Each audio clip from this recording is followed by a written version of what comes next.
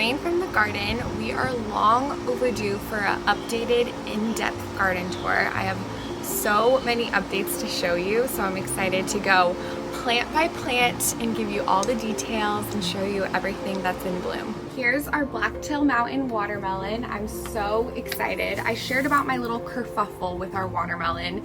I had first planted our watermelon seed at the beginning of spring, back late February, early March, and I pruned it out. I thought it was a weed, so I had to start over about a month ago, and look how far we've gotten just in 1 month. I'm absolutely in awe at how quickly this watermelon is growing. So I chose the Blacktail Mountain variety because I did a little research and I knew I kind of needed to grow it vertically because we have a smaller space that we're working with. So since it's a smaller variety, that bodes well for growing vertically, but this hammock is already putting in the work supporting it. It's getting quite heavy. Also, it has a relatively short maturation time span. From seed to harvest is only 70 days, which is quite speedy. So we're getting pretty close to harvest. I don't see any other fruits. I had one growing, but something went awry and it stopped growing. So I just plucked that this morning because I want the vines to focus on giving all the nutrients to this fruit. But we have lots of flowers that are getting pollinated, so hopefully we'll get more, but I am very excited to taste test this watermelon, hopefully soon. There's a watermelon vine flower, so sweet. I also wanted to note that while the Blacktail Mountain variety works great in our Florida tropical climate, it actually is wonderful for more short and cooler summers as well. So if you live up north, definitely look into it. Next door to our watermelon, we have these ginormous dahlias that we started from seed. I really did not know they would get this ginormous. The blooms are a bit past their peak. They're trying to still thrive, but in this spot it's a little tricky for them. I'll show you some other dahlias we have that are doing a bit better, but I'm very thankful we tried the dahlias from seed. I was very apprehensive because I didn't see a whole lot of encouragement that they'd work out in our hot Florida climate. But they had a very beautiful season. Next year, I think I'll start them earlier indoors so that they have more time to bloom outdoors. I think that's my biggest takeaway, but I'm very thankful again that we tried it, and I'm so interested once we pull out these dahlias because they're tubers, they're tuber flowers. So underneath the soil will be these tubers that they created throughout the past few months. So that'll be interesting once we turn over this bed for our pumpkins in the fall. In this bed we have our cucumbers, and then I also have some Everglades tomatoes here. I also have a picnic pepper that I actually just transplanted from that bed over there because I'm making some room for more dedicated tomato spot. So that's looking a little sad, but it should recuperate in a few days, but it just was a little scarred from the transplanting. Our cucumbers have brought so much joy. I am just, every day we come out here and there's just numerous cucumbers that we are able to harvest, which is just incredible. We've made pickles and so many fun little recipes. So I definitely will just keep these going as long as we can. They have been a joy this season. And you can harvest these cucumbers anywhere between around 2 to 6 inches. So I found that they taste pretty much the same whether they're 2 or 5 inches. Once they start getting bigger, they just get more watery, I feel. So this is typically when I'll harvest them. But sometimes they get lost and camouflaged within the leaves. So it's like a scavenger hunt trying to find all the cucumbers. I have an honorable mention for our passion fruit. This is the biggest our passion fruit has ever gotten. I've tried to grow this for 3 years now, but each time it always lasts, thankfully, but it gets devoured by the Gulf fritillary caterpillars. Look, there's one right there, and you can probably see all of the holes in the leaves from the caterpillars munching away. But we'll see, it's being resilient, and thankfully even though the caterpillars munch and devour most of it, it bounces back pretty beautifully. It did get damaged by the frost, so this is actually a fresh one that I planted this spring because the frost took out our old one, but I'm hopeful. My dream is to have some passion fruit in our garden because that is one of my favorite fruits, but it's a little tricky to come by. So fingers crossed. And the flowers, the passion flowers, are simply glorious and so intricate. They look like something from out of this world. So Hopefully we'll get some of the blooms eventually, but happy to be part of the ecosystem and provide some food for these hungry, hungry caterpillars. Oh, I caught a Golf Fritillary hitchhiker on my duster. Now for our flower bed, otherwise known as the butterfly buffet. My goal in life is to have as many pollinator friendly blooms in our garden as possible, so this bed is dedicated to those blooms. Let me point out these cosmos. I absolutely love cosmos. I feel like they have been the star of our garden this season. They self-seed like crazy. I actually have so many seeds that I could collect right now, but they sort of handle that on their own, which is amazing. The butterflies love them, the bees, and they're just so cheerful. They come in a variety of different colors and variations, so I'll point out some different ones that we have throughout our space. But we also have some snapdragons that I'm shocked are still blooming now that it's so toasty, but I'll take it. And then we have some dahlias that aren't blooming anymore, some edible violas, which these remind me of Alice in Wonderland. They are so dainty and sweet, and I often forget about them, but whenever I'm hosting, I try to remember to put some on a little appetizer or a fun drink because they are just so beautiful, and they're fairy food. You eat them and pretend you're a fairy, and it's just a magical situation. We also have our Blackfoot daisies, which are one of my favorites ever. I love how they cascade and waterfall out of our bed. They are dying off a little bit, but there's still a lot of daisy blooms. These are also edible, so I love to put these on fun little dishes for a spring touch. And then our salvia. This is one of my #1 most recommended plants for your garden because the bees absolutely love it and it does quite well. And it will die back a bit in the summertime, but it will come back and self-seed itself. So that's amazing. This is my first season with the violas, so I really hope they last all year round. In this bed, we have our lacinato kale, which is cut and come again, our basil, it's time to make some pesto, Greek oregano, parsley, and Everglades tomatoes, which is my favorite tomato variety for Florida. Well, actually, it's the only variety I've ever tried to grow, but I love it so much because they're these little bitty teeny tomatoes and they're so flavorful, tasty, and they just thrive for our Florida climate, hence the name Everglades tomatoes. And they volunteer like crazy as well. So the plants I have now, actually I didn't even plant the seeds. They volunteer, which means that they just pop up out of nowhere because they'll self-seed and you'll get surprise tomato plants here and there. But I love that about them and have no problem with that because I'd love for them to be in our garden indefinitely. I like to let some of my basil plant go to flower because the bees absolutely love the flowers. I like to collect the cosmos seeds and call them garden sprinkles and just sprinkle them throughout the garden for some cheerful yellow wildflowers. I'm also growing some jasmine along our fence so we have a bit of privacy. The problem with a vining plant near your flower beds or your garden beds is that they will vine and trail onto your fruits and veggies. So you have to kind of stay on top of training the vines and give them a secure place to grow on because they'll just get all tangled with whatever you're growing in your beds. I absolutely love jasmine though, and their heavenly smelling blooms. Between our stepping stones, we have this beautiful blue dwarf morning glory. I absolutely love it. It fills in the space nicely, kind of working like a ground cover. And then we also have some water hyssop, otherwise known as herb of grace. This is one of my favorite ground covers.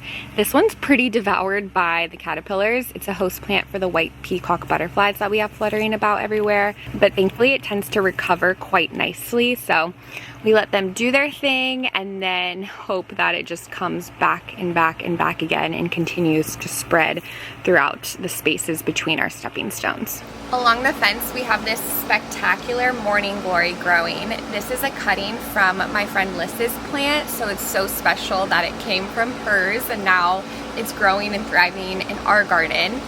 I can't even stress how quickly, rapidly, and dramatically this plant grows. I am constantly training it, and just know that if you add morning glory to your garden, you will always have morning glory in your garden. It just really takes off and it's so beautiful, but I will have to make sure that I keep it under wraps because once it starts reaching over into the garden beds, it'll try to tangle into our crops. So, you know, just a little tidbit to proceed with caution, but it really is glorious, hence the name. And the blooms close up every night, and then you have fresh new ones in the morning. It's just so special, and I love the look of it growing along the fence. Now a moment for our Bougainvillea. This Bougainvillea has really been through the ringer this year. I am just so thankful it came back after our big frost we had. Let's take a moment to go down memory lane. This is what our Bougainvillea looked like in January. This is what our Bougainvillea looked like in February. And this is what it looks like now. We completely had to start from the root system at the very base, but it is just really taking off. I don't know when we'll have our first bracts again, which are the blooms, but we are patient and we will persevere.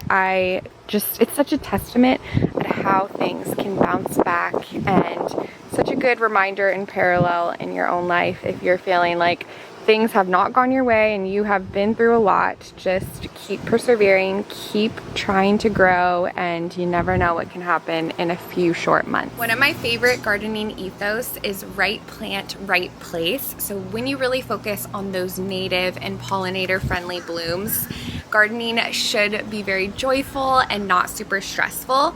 Even just switching where you plant something within your backyard might totally change it, because each plant, of course, has different light and watering needs and desires. So even just moving something to a shadier spot and experimenting, it really is such a trial and error experience. You're always learning and growing, and I know I will forever feel like a novice gardener because there's just always something new to discover. But when you really focus on just accepting that, you know, maybe this is not the right place for this plant, let me try it in another spot, or just really focusing on what native varieties work best in your area, you are bound to have a beautiful, blooming, and butterfly-filled garden. It would not be my garden if I didn't have some zinnias. Zinnias are my absolute favorite no-fuss flowers. If a first-time gardener asks me what flowers they should grow, I will always say zinnias. I am now really loving my cosmos too, so that's a close second. This variety is so fun. I don't even remember. I ordered different sorts of cosmos and zinnia seeds, but you never know what will take off, and sometimes they sort of create their own special variety depending on your garden and how much light they get, how much water, how much shade. It's really such an experiment. But these butter zinnias are my favorite variety. I just love the color of them, and the butterflies clearly absolutely adore them as well. We also have some milkweed for the monarchs that self-seeded and is tucked back here, and some bougainvillea that we have growing hopefully along this pillar. How beautiful will that be? I love the color of these bracts. Here's a perfect example of a cosmo that self-seeded, a little cosmo garden sprinkle moment. I did not plant cosmo seeds here by our son's mud kitchen, but voila, we have these cheerful blooms that popped up. The cosmos have really taken up this side of the flower bed. The zinnias didn't stand a chance, but I absolutely love these wispy, delicate, and dainty cosmo blooms. And this variety of cosmo does last a little longer in the vases, whereas our orange and yellow ones have a pretty short vase life, but they're very happy in the soil. I'm excited to show you this section because just yesterday I added some additions to our garden shower. We have a fiddle leaf that we know will get nice and big eventually. We have some sea grape, potted hibiscus, bougainvillea, and then some more hibiscus over here. We'll see how they do in the pots. I am more than happy to plant them within the ground, but bougainvillea specifically actually sort of thrives on neglection a bit. They will produce more bracts and these colorful leaves if they are stressed. So sometimes having potted bougainvilleas is more rewarding in the color department. So we'll see. The hibiscus I think I will put in the ground eventually, but I am loving how it looks in the pots for now, but I'll just see kind of how they do. And then this cute little addition, I bought these at a cute small shop a few months ago and we finally hung them. It says warning mermaids and a cute little shell hook to hang our towels. And here's the palm tree graveyard of all the palm trees that we lost during the frost in late January. I was hoping they would come back, but it is not looking like it. We're basically just waiting until they rot so that we can pull them out more easily. And of course, we have an honorable mention for our elderberry. We love our elderberry tree. I cannot believe how big it has gotten. A sweet vendor from the farmer's market gifted it to us, and it was probably about a foot tall, and it has grown into this ginormous tree just in a few years. We love harvesting the berries for scones, pancakes, and elderberry syrup, and then you can also make elderflower syrup, which is a great addition to different drinks, and you can also eat the flowers just as is. But a note with the elderberries, you do need to cook them before consuming them. Since our palm trees bit the dust, we're looking to continue to propagate our elderberry tree so that we have that along our fence for privacy, because clearly it thrives. And like I said, we love to do those native varieties that can be part of the ecosystem. This flower bed in front of our star jasmine is a new addition. This is the first time I grew an abundance of different flowers in this space, but I'm so glad I decided to do it. It doesn't get as much sun as the opposite side where we have a bunch of zinnias and cosmos growing, but they're still doing beautifully. So now that I know, I can really go even more extravagant next season. But our dahlias specifically loved this space the most, and that was sort of my hope with growing dahlias from seed for the first time, is that I would learn where they thrive the best in our garden. So I hope to grow dahlias again next year, and then I'll just, once I move them outside, I'll just put them all against this Jasmine Trellis, because they're happy as can be, which, you know, they're happy, but I still think I should have started them earlier because they're not fully thriving as I think their full potential could. So again, we're learning. We're always a novice gardener, but we have some pretty blooms that have really added some joy in just different varieties. And then we have some giant zinnias and some more cosmos that are going to open up soon.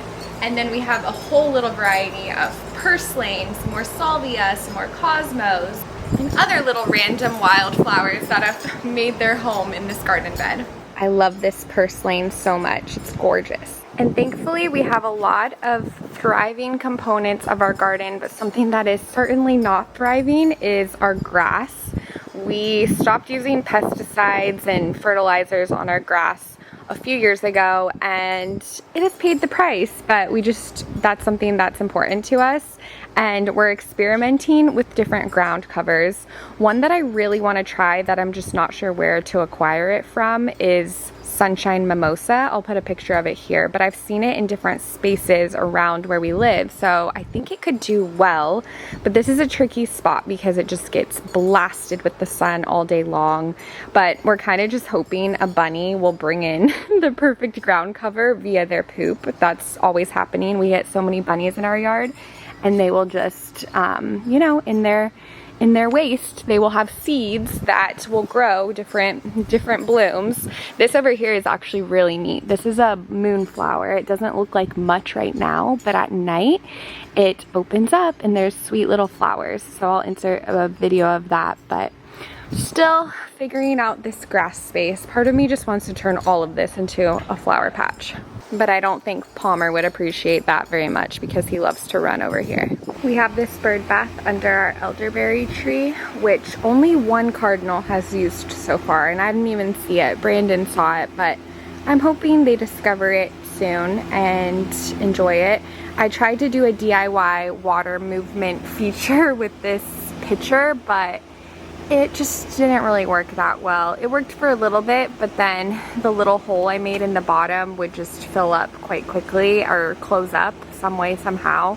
So I got this little solar water feature, and it's been keeping the water moving so that mosquitoes don't lay their eggs. But I do need to clean it quite frequently, which I just cleaned it yesterday, but it's already due for a little brush up. I also added this other water feature over here amidst the flowers, which it's essentially just a pot I had with a little round ceramic dish, which I need to change the spout because a lot of the water is getting out of the dish and it'll run out of water quite quickly. But It's very, very cute and adds a sweet little element to this flower bed, and I'm hoping that the pollinators and the birds will like this one too. I just picture a bird perching their little legs on this section and taking a nice little drink or cooling down with a bath.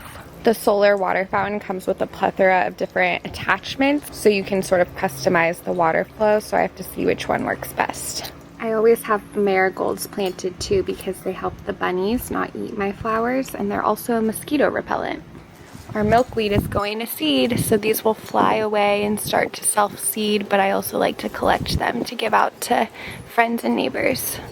And that's a wrap. I am so thankful for this space and all the growing that has taken place. The garden truly provides such a profound sense of peace for me, and it truly is so grounding to spend time here. And I believe that we all belong in the garden and we all have green thumbs and can grow something beautiful. So I hope this was encouraging. I'll leave a list of everything that I'm growing in my garden just so that you have all the names and can do quick little research and whatnot. But thank you again for watching. I hope you have a beautiful rest of your spring season, which is essentially over now. It's summertime, but there's still gardening to be had. So I hope you are well, and I'm excited to see you next. Bye!